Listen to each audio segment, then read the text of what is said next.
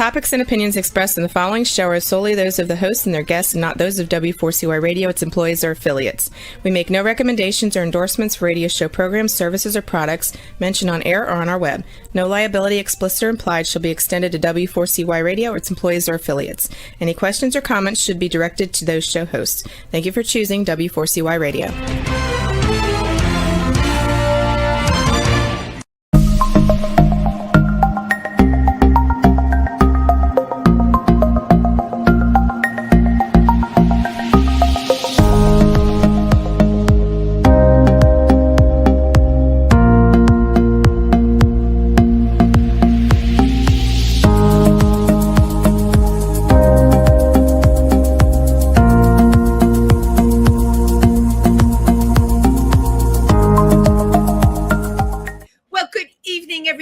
And welcome to Triversity Talk. I'm Wendy and it's Wednesday and I'm really happy as always to be here with you on the hump day.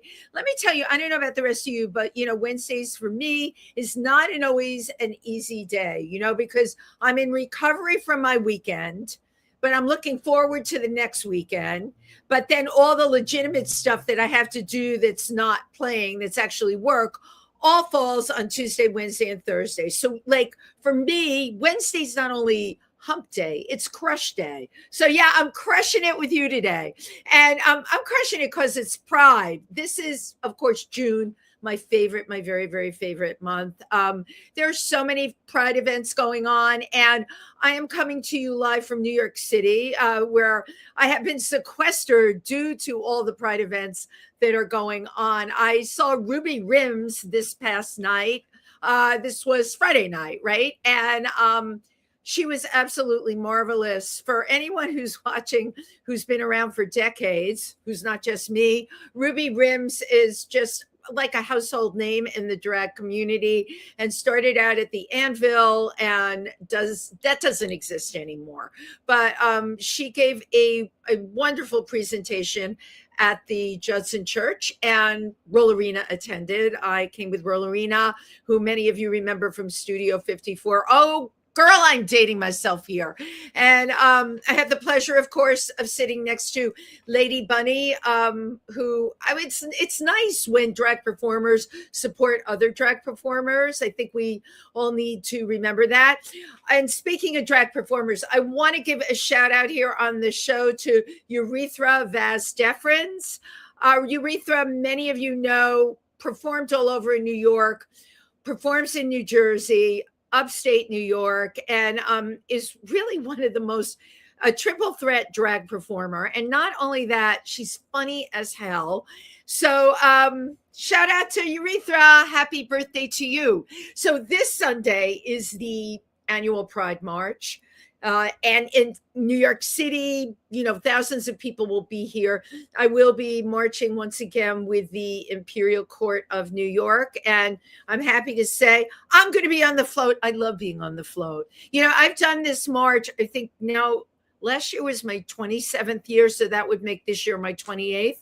I think it may even be more than that. But you start out, you're marching down Fifth Avenue. And then, of course, you go across 8th Street, and then you go into Christopher Street, and then everything ends right on 17th Street. And I just made it sound so short and easy, but it's not.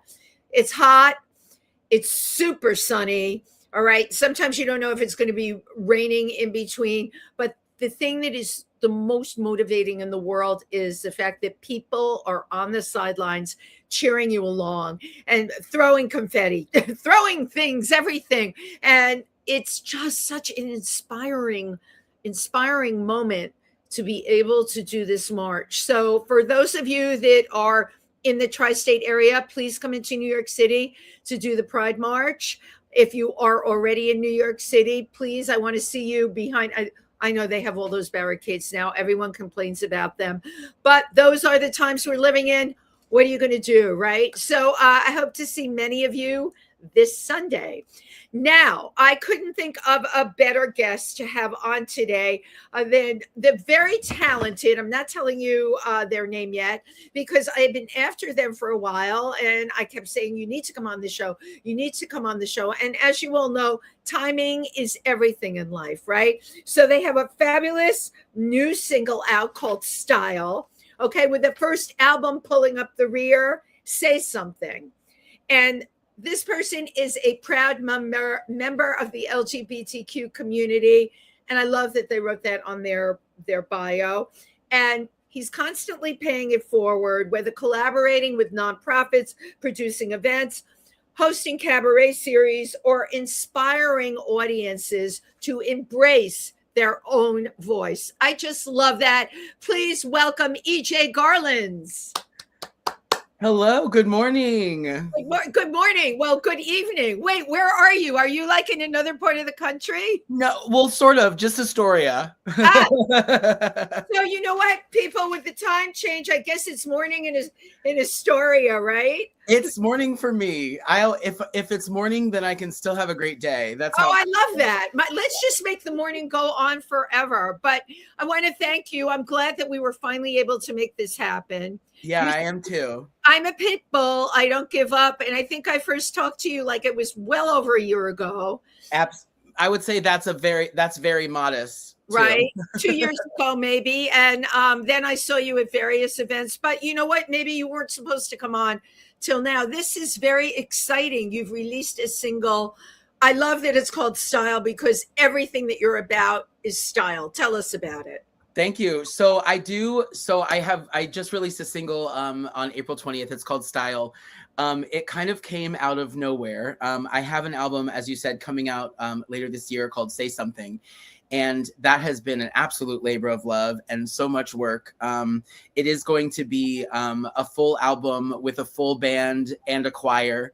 Choir, my gosh. A choir. I know, you know me, I'm extra and dramatic. So no, you do it big, but your voice is huge. Somebody like you can do it big because your voice is huge, and you can put as many bells and whistles around you because your voice will still be the thing that everybody hears. Well, thank you so much. I appreciate that. Yeah, I love one of the things I love about being on a stage with so many other musicians is that we all get to share in the experience.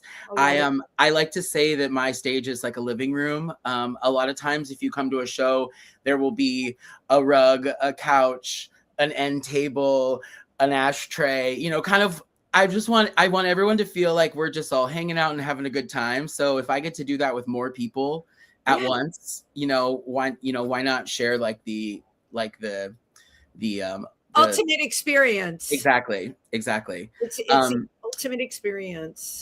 But anyway, so this album is coming out, and it is taking a good amount of time because it takes time and scheduling and money and so many other things. And I said, well, I don't want to go through another gay summer without giving these people some music, because I have been a singer my entire life. My entire family was musical. Like, I grew up in the music from the beginning. So that was going to be one of my opening rounds.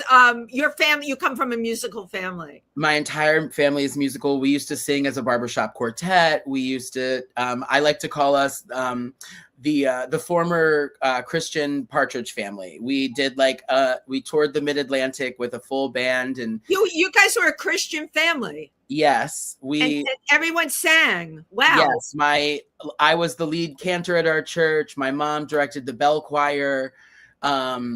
My sister and I both were soloists. I was always the lead angel in the Christmas production every year. Lead angel.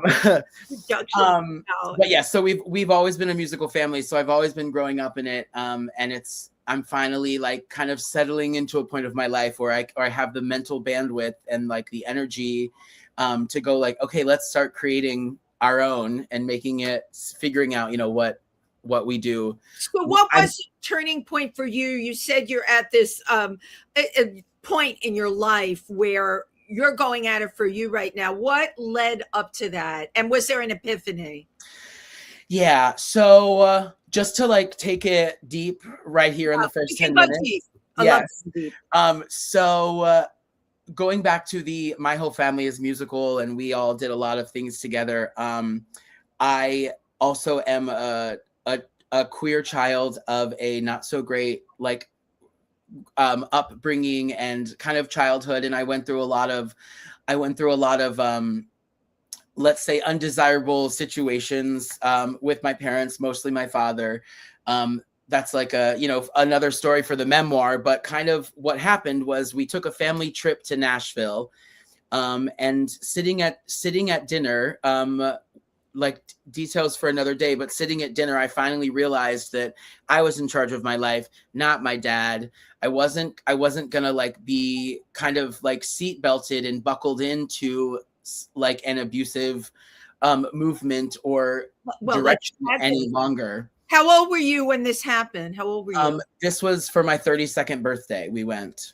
Okay, so there's a lot. You're giving me a lot here. You're already 32. You know, you're a grown up, right? Yeah. So really, from the time you were a kid, and sentences ago, you mentioned a Christian choir family, Christian singing family, and I know you're gay, and I love again in your bio the first thing you wrote. You know, a proud member of the LGBTQ community. You've been through some stuff, and how did you navigate these waters? These are not easy waters to navigate. I didn't for a long time. I just held on tight for a long time and just like hoped for the best. And I got very used to like just kind of picking whatever was easiest at that moment, that direct moment in time, to enable myself to survive a little bit longer. There was lots of just do whatever you have to right now, even though like maybe this isn't the best moment or the best decision for long term, but what we do have to do is survive immediately. Right. And sometimes, as much as we like to plan ahead, like immediate survival, whether that means, you know, bandwidth or anxiety or physical or whatever that is, survival right now is also important. So I did a lot of that. And did your family have any inkling you were gay? Had anything been alluded to? Oh yeah, I was a child of the spirit. Child of the spirit. For I love sure.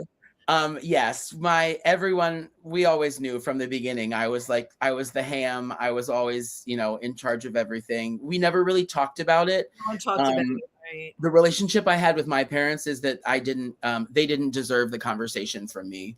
Because there was I just like, I come from like I don't want to say cliche to like lessen it, but I do come from like a background of do as you're told. We're not going to talk about certain things. A lot for a kid to carry around. Exactly.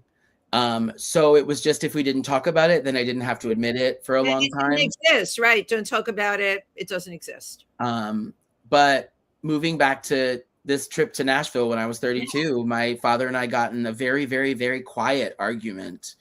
Like the sound was very quiet. And I say that because my sister and my sister-in-law actually told me later that day, she said, that was the most scared I've ever been for you around our dad, because everyone was very quiet and I wasn't sure what was going to happen. No one was yelling.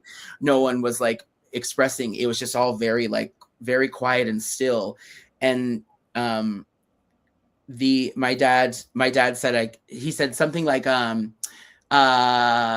can't believe you won't do this for our family. We were in an argument about something, and my whole entire body went, whew. And I looked at him and I said, I'm okay with that. Wow. And I felt myself just like fully disengage. Yeah. Fully disengage, which is a name of a song on the album. That is about the day that happened. But I just fully disengaged, and I finished that trip kind of like cold and still, and I have not spoken to him since. And do you think that, so at 32, right? That is not that long ago. Right.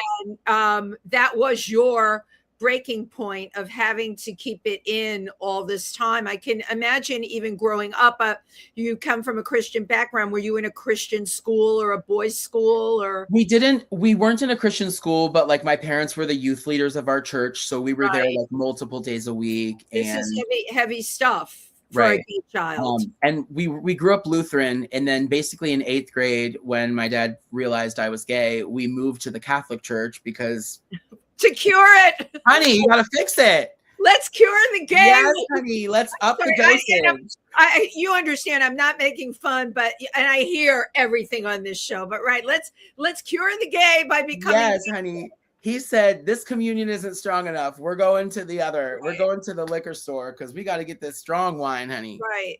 To fix it, to cure it. Yeah. And what's, jokes on him, through that church community, I actually found somebody who I like consider to be my mom to this day. She's one of the dearest people in my life. She is chosen family now and forever. We're actually, she is a musician and a singer and a songwriter in her own right, and used to for many, many years in her past. And I just recently visited her, and she gave me all of these songs that she's written. And we played each other our original music, and I'm going to take some of her music and record it. And so she was meant to come into your life, you see? Absolutely. Absolutely. So love, shout out to Connie. Shout out to Connie. Or Ma, as I like to call her. But yeah, that was the day that I decided to disengage. And I don't know if I decided to do it or if the universe just did it for me and said, we'll talk about this later. Right. And that's how I knew that like all of these songs I had been writing, who all actually ended up being about something I have to say, something I have something to say something about. So this album, then I said, okay, wait a minute. All of these songs are about saying something. We put them all together. So now there's several songs on the album that are about my daddy issues. But there's. How is your mother in all of this? How is your relationship with your mother and your siblings? Well, it's interesting because my mom and I always got along better because I was the gay kid of a, Catholic raised conservative father. So naturally I kind of got along with her better. But interestingly enough, so a few years ago, she passed away. And about 6 months before she passed. Yeah, very sorry. Thank you. About 6 months before she passed, though, I kind of realized that she had been like kind of a second in command and sort of an enabler in her own right. She unfortunately grew up in a family too, where especially the women did what they were told, and it's it's intergenerational. You know this, right?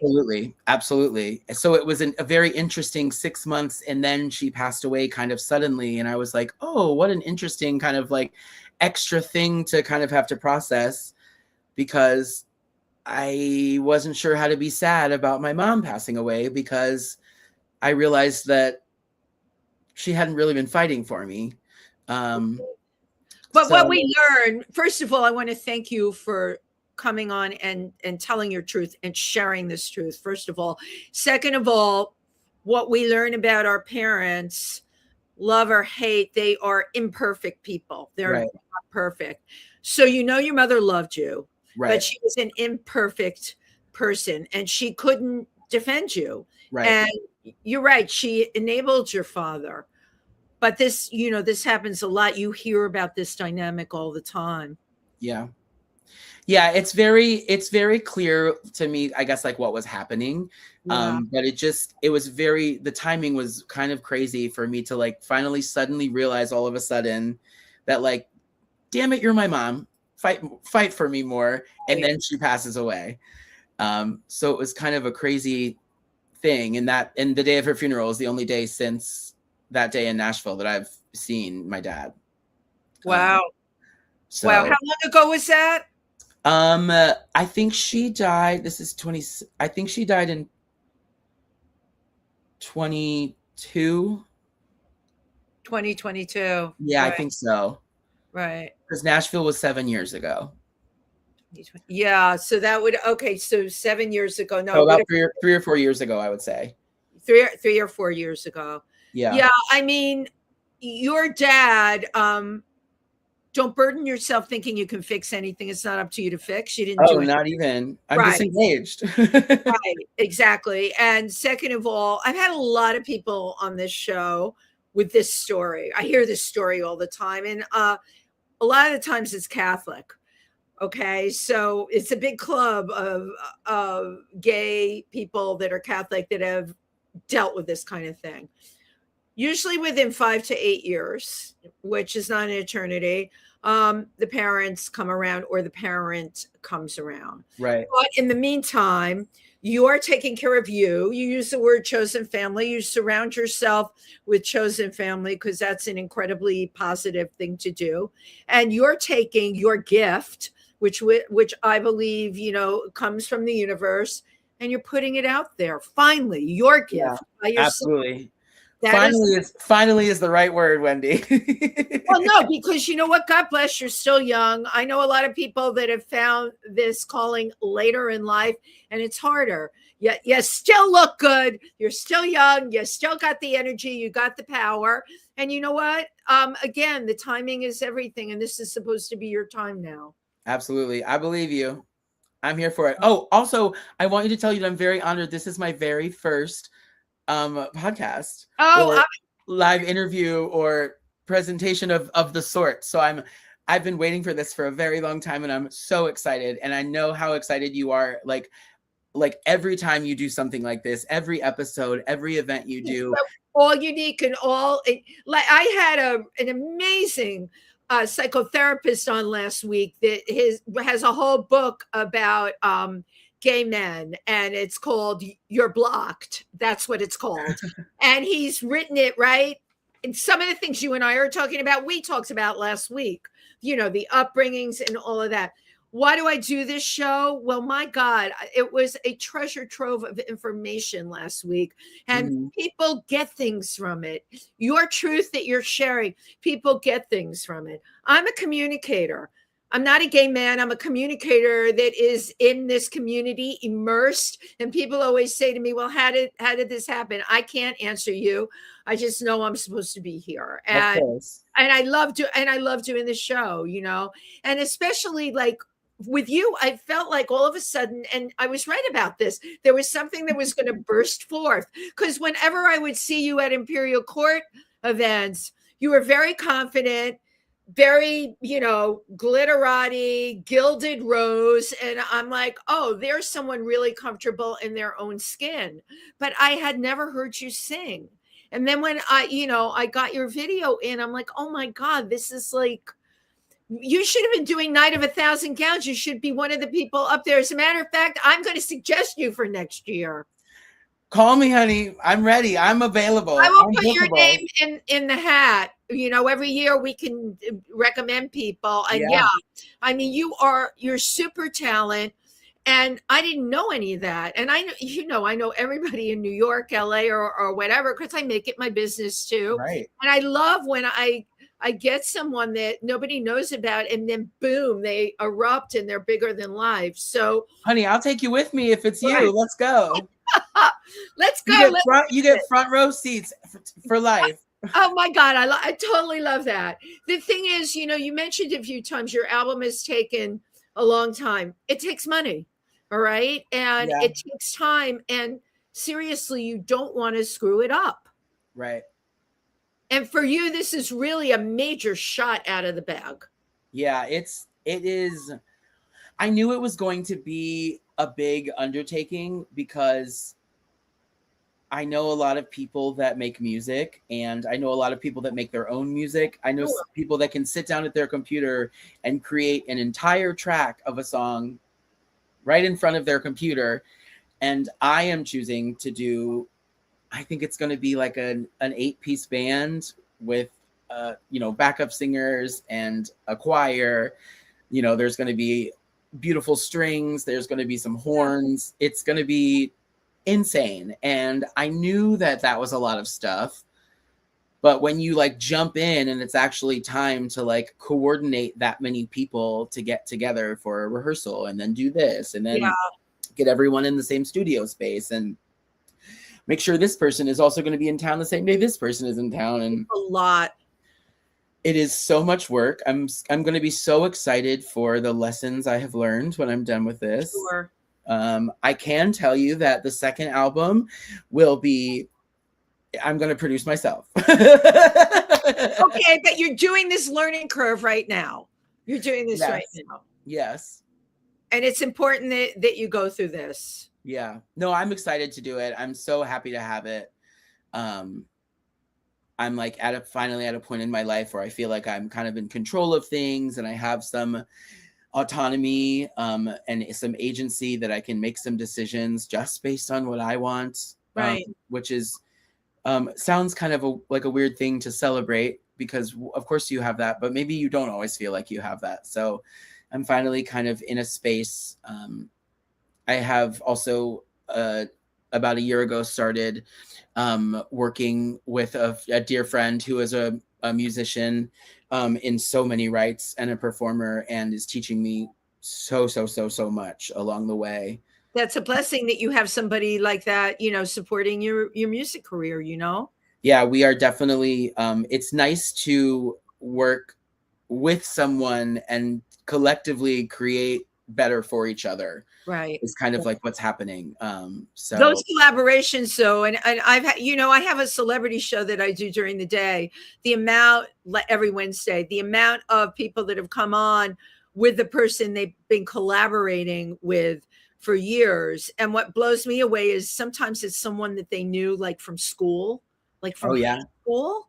Can you imagine? And, here they are, they're in their late 30s, early 40s, and they're working together on shows. They completely trust each other. They can read each other's mind. It's so cool. Well, it's the school comment. It's sort of like that for me too, because I have been working at Club Cumming since it opened in 2017. And I know that. And I love Club Cumming, by the way. And the school of Club Cumming is that kind of happens as well. There's so many people. For instance, the person I'm working with right now, I'm working with Tim Young, who is an amazing singer and a performer, and songwriter and producer, and et cetera, et cetera. And we knew each other from day one at Club Cumming because we both happened to be, working there, like in the capacity of a little show here, or I was the coat check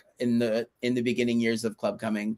Wow. And now almost 10 years later, we're getting to like travel the country together and do shows for, people that aren't just wandering through the East Village. So you probably knew my friend, Robin Camel. She was the, I know. Her picture is still up in the dressing room. Robin was one of the most talented comedians I ever met, and an extraordinary person.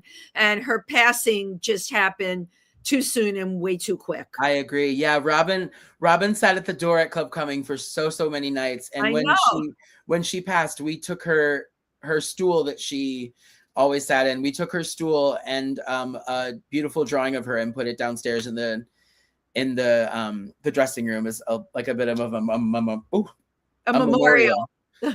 Robin's getting into me. No, Robin, actually she is. And Robin just heard me call out her name. She gave me a bottle of incredible French vodka, like I forgot what they're called, but it's a French vodka. It's super sweet, very thick. And when I finish the bottle off, I kept the bottle because every time I look at it, it makes me think of her. Yeah, of course. Major talent. You know what I'm saying? She was. Yes.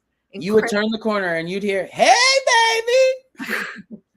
She would go into a routine about people selling stuff on the street, like a guy selling a toilet seat on the street. And it was up on 145th Street at the train station. And Robin had a way of painting pictures with words, right? Mm-hmm. She would just have you, and she was fast. She'd have you rolling in no time. Yes. But you worked, I'm so glad that the two of you knew each other. And I love that Robin just made her presence known on this show. Babe, we will never forget you. Club Cumming has been an amazing springboard, by the way, for many people. Absolutely. I haven't been there in a while, only because I'm out every night and I just haven't gotten there. But I hear you. Well, you got to come down on a Monday night. I produce and host the piano bar down there every Monday. I didn't realize you were doing the Monday night piano bar. Yeah, Okay. we do Mondays in the Club with Lance Horn. We're down there every single Monday. I know who Lance Horn is as well. Wow. Yeah, we have a good old time down there. And you probably have created quite a following there. Absolutely. And I also do, so once a month, I'm there every Monday for Mondays in the Club with Lance. And then once a month on the first Monday of every month, which will be next Monday, or no, not next Monday, in 2 Mondays. 2 Mondays. This is live. I do a show called Songs on 6, which is just me doing a solo show at Club Coming at 8 o'clock the first Monday of every month. So that's a fun free show. People can find out about this because we gave them how to follow you here. We should have a banner going across. Yeah, that's great. So I would like to now play your video that you sent in. So Juan, can you take it away? Here we go. Juan, it's coming, I swear. I know this is the Tiny Desk submission video that I presented of my title song from the album Coming Say Something, just to give everyone an idea. So this is from the title song. This is the title song. I did a little like pared down version for the Tiny Desk submission. Okay. And what is this song called? Say Something. It is Say Something. Yep. Okay, Juan, can you play Say Something? He's there. I know he's there.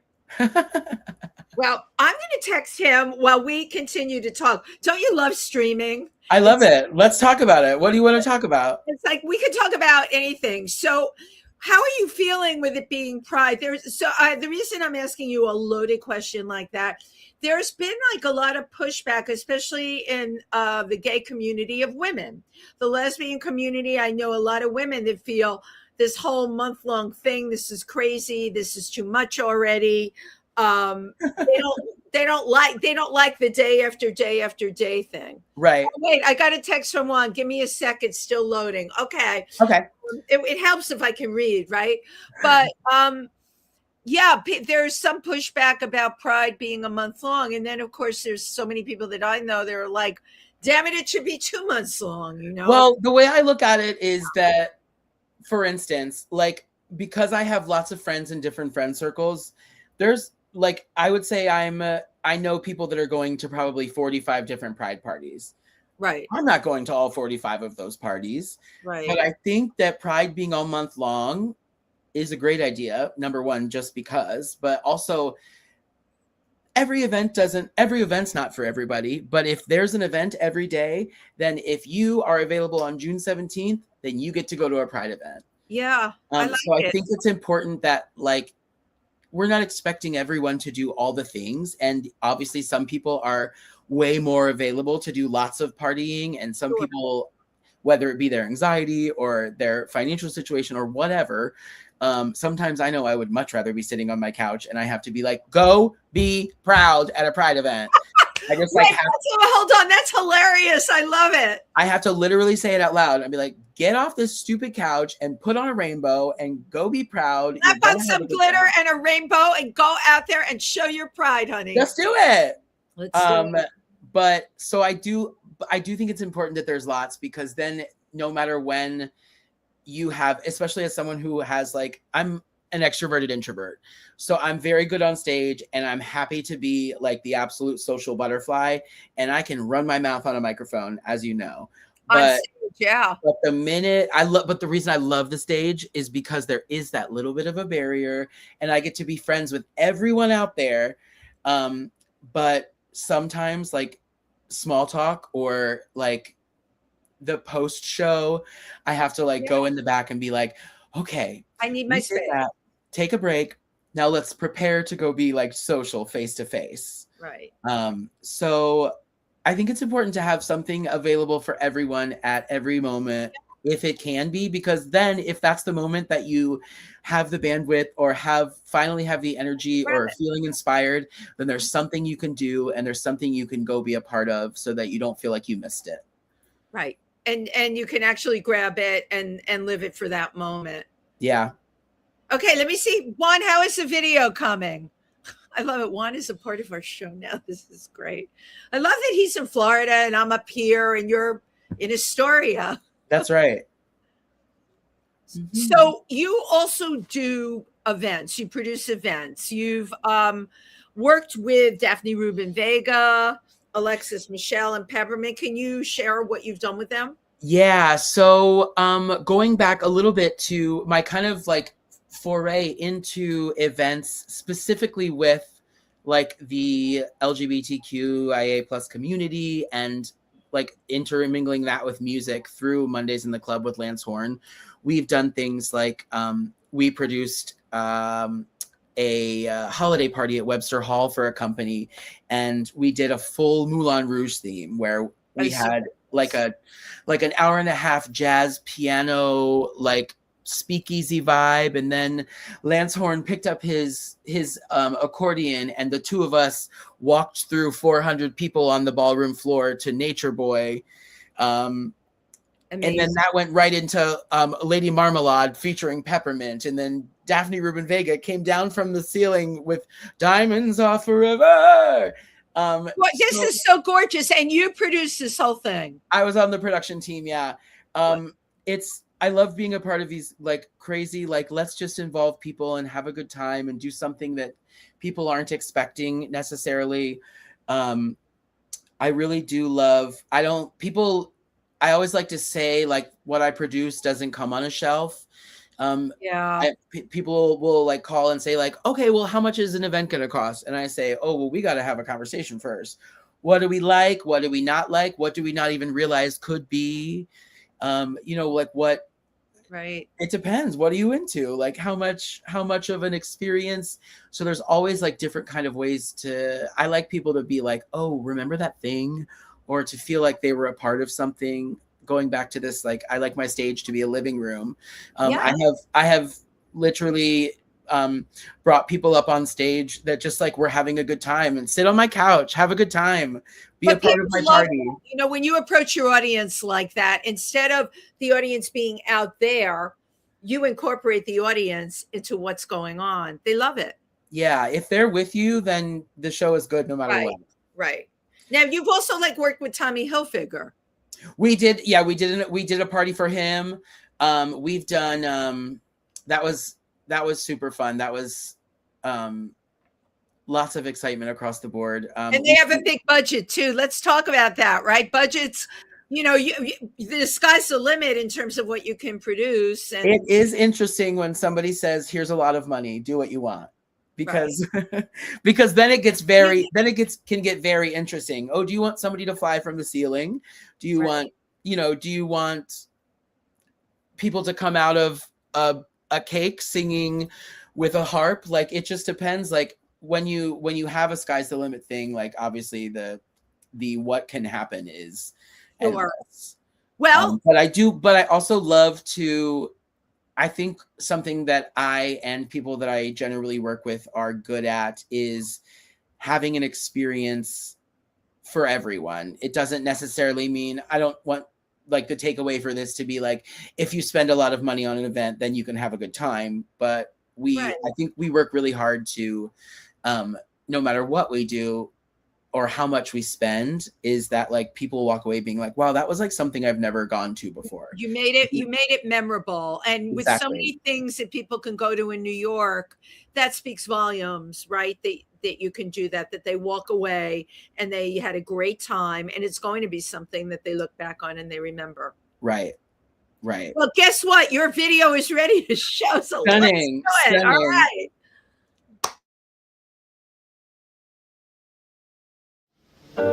Say something. This is a rock show, okay? Tell me what's on your mind. 'Cause I got a few more dollars and a handful of minutes. Oh,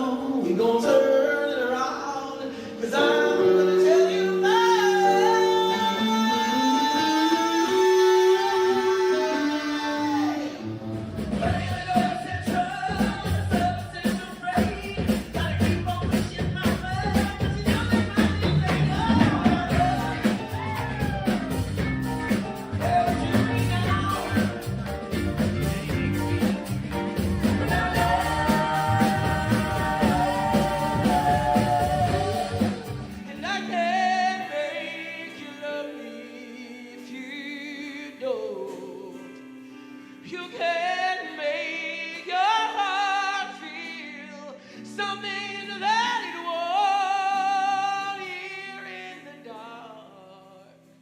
In these final hours, I will lay down my arms and I'll feel the power that you hold. No, you won't, 'cause I can't make you love me if you don't.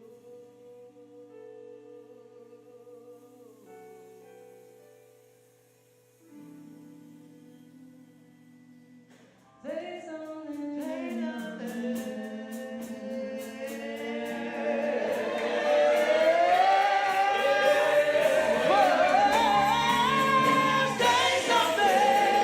open up, let it in, let it out till we end. Finding ways to move on up and ease on down the road. Say something, baby, it's not gonna be bad. Come on, sing on now, we gon' turn it around. 'Cause I'm gonna hit it.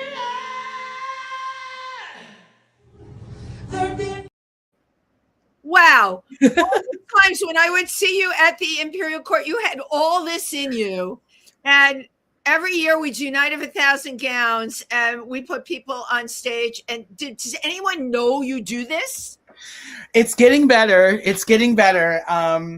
You know, we've this performance, building that performance reel was part of that. We are making it more known. I'm working on doing more live events too, to do more stuff in the community. I've got a couple of like singer-songwriter, like specifically queer-based singer-songwriter showcases that are happening in the city that I'm starting to go be a part of. It was interesting. Something I have realized that is part of one of the big lifts of doing an album is that you have to reallocate your time and your energy. And as someone who is a proud member of the LGBTQIA plus organization, I've done a lot of gay things in my life. And I spent a lot of time doing a lot of gay things that I realized if I'm doing this, I can't be doing this. So I had to kind of like steer my energy. But I don't want to focus. It has to be focused. Right. But I don't necessarily want to lose connection or like, in that sort of way. So I'm like, okay, instead of going to this like random bar on a Wednesday night, I'll go to this place that has like a singer-songwriter showcase. So I can be around queer people that are also doing the same thing as me, that want to hear what I'm singing. I can meet new people that are in my community that are doing the same thing as me. Maybe it'll offer more like opportunities for collaboration. So it's been kind of one of those like where I have a list of like the friends that I have to be like, hey, I'm sorry we haven't hung out in a little while, but unfortunately you're not a musician. So I'm kind of like, no, you have to focus on your career. There's one person, you may already know, Jackson Sturkey. You should know his name. He's fabulous singer, songwriter, amazing talent, collaborates with other people and does a showcase in Soho. It starts at 10 o'clock at night, which is why I never go down. Okay. That's a whole thing. I'll bring coffee. We'll go together. It's called Cuckoos. And Sounds that perfect. would certainly, there's a lot of people that go to that. Okay. And, really good people. I mean, with showcases like that, you do get different levels, but right. I am continually exposed to incredible people. And you really, this needs to just get out there. It doesn't need anything more than what it is, which is you. And you've got a sizzle reel. You know, the sizzle reel probably should be cut down shorter. Oh, absolutely. Right. Because no one has any time. Correct. But I mean, the content is there. Lots of luck trying to edit that down because. Well, let me tell you what, that was as short as I could get it so far. I know. It's like maybe there's someone that can help you do that. I've never been able to edit my own stuff. I have to give it to somebody else because I mean, there's so many gems in that. There's no low point. What do you do when you have all high points? It's that part. It's also like trying to, keep in mind like what people want to hear and like what may or may not have like been something that you just kind of heard. So you're like, oh, people are responding to this. Like, let's make that. It's almost like it needs to be kind of like an ever editing kind of situation. Right. I know, but with what you've got so much great stuff. You just need to just condense it because it's all a high point. Yeah. It would be easier for you if you had like things that were a little less energy or whatever. You could toss them. It's Right. hard when it's all great. Like, what do you do? Right. So you give it to somebody else and let them chop it up. Really, so good. And I'm very excited for you. Thank you. Yeah, I'm looking to produce a little more. Like I want to use my brain a little more on things. I've done one of the other things I'm really proud of is I went to Kennebunkport, Maine for a full summer. Yeah. I produced a cabaret series all summer. So every weekend we brought out a different like huge talent. We had Alexis Michelle, like you mentioned earlier. We had Natalie Joy Johnson out there. We had Kevin Smith Kirkwood. They came out there. I produced Sarah Bareilles out in the woods. It was the most beautiful thing. We did Alan Cumming and Ari Shapiro came out and did their show. It was so fun. And it was just so great to be around people that were like lovely and kind of like-minded and doing it in Kennebunkport, Maine, right? Exactly. Outside on the river. It was just so beautiful. So I'm always looking for like that kind of experience. Up in P-Town, the post office, you haven't played that yet. They would hire you in a heartbeat. I am, this summer is actually, I think might be my first introduction to P-Town. I have been a Fire Island boy like since the beginning. Right. Because I always have been. So I'm definitely looking, I work in Boston actually weekly. So we're looking at like doing a little popover. So I'm hoping definitely do a popover, because the audiences are huge there, especially in the summer. Yeah. And get it. You are just ready to spread those wings now, aren't Honey, you? I'm ready. Ready. Get ready for the wing spreading. We're down to the flight wire. crew is called and ready, honey. I'm ready. We are down to the wire. I can't believe it. What do you want to tell people about what's coming up and what they need to know? Go stream my single Style. It is on all streaming platforms. It is the song for you. I decided if the album is not coming out before the summer, then our community needs a little bit of something to wiggle and shimmy to. So it's a really fun piano jazz house track called Style. So go stream that and follow me on all the things at EJ Garlands. And the album is coming out soon. It's called Say Something. You can hear the entire album on my YouTube channel. I did a concert actually a couple years ago for my birthday where we presented it with a band, and there's lots of different versions. So you can, if you have to hear the songs now, you can go find the ones that have daddy issues in them. They're very, very fun. I'm going to put in on YouTube, EJ Garlands, Daddy Issues. One of the songs is called Daddy Issues. So get that SEO working. Get the search engines going. The Daddy Issues will all pop up. I am just curious before we say goodbye. When did you really start doing your own thing where you were no longer a part of? I know you said you had this comeuppance with your father, but when did you start making the kind of music that reflects you? Actually it was the summer of 2020. I got offered to basically manage an empty house in Fire Island because it was COVID summer, and somebody said like somebody has to still be out there and like manage the house. Hello. I said, well, I could probably do that. And there was a piano in the house. So I took that as like my universal sign of like, sit down, write these damn songs, finally do this. And you did it. And we did it. And you know what? It hasn't even been that long. It hasn't even been that long. I really am very excited for you. So one of the things I like to do before I sign off is I like to take a picture on the computer because I have yet to master what keys I have to hit to make the computer do it. Do you want me to do it? No, it's good. Okay. I like doing these. I've grown fond of them. So just look at the camera. You got it.